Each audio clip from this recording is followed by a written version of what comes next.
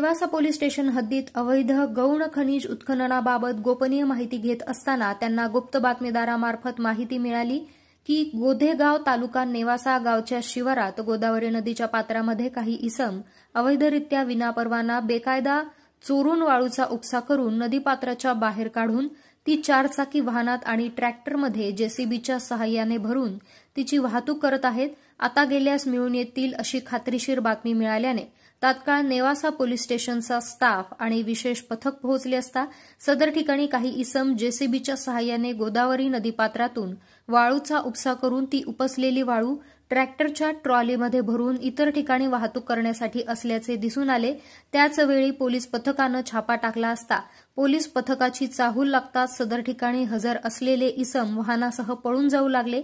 त्यातील काही इसमांना पोलीस पाठलागाने पकडून त्यांना पोलीस पथक असल्याचे सांगून विश्वासात घेऊन त्यांचे नाव विचारले असता त्यांनी त्यांचे नाव प्रवीण नामदेव म्हस्के, विशाल दत्तात्रय ठोंबरे, अभिषेक भीमराज जाधव असे असल्याचे सांगितले।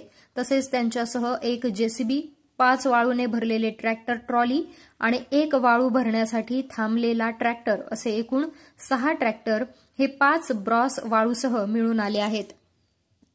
मी परिवीक्षक पोलीस उपअधीक्षक संतोष खाडे, माननीय पोलीस अधीक्षक श्री सोमनाथ जी घारगे सर यांनी नेमलेल्या आमच्या विशेष पथकाने आज नेवासा पोलीस स्टेशन हद्दीतील गोदेगाव शिवार येथील गोदावरी नदीपात्रातून चालणाऱ्या अवैध गौण खनिज उत्खननावर कारवाई केली असता आमच्या पथकाला एकूण 6 ट्रॅक्टर, 1 जेसीबी तसेच 3 आरोपी आम्ही ताब्यात घेतलेले आहेत आणि एकूण आरोपी हे 6 आहेत। त्याच्यापैकी मुख्य आरोपी कृष्णा परदेशी आणि इतर त्याचे साथीदार हे फरार आहेत, त्यांचा शोध चालू आहे।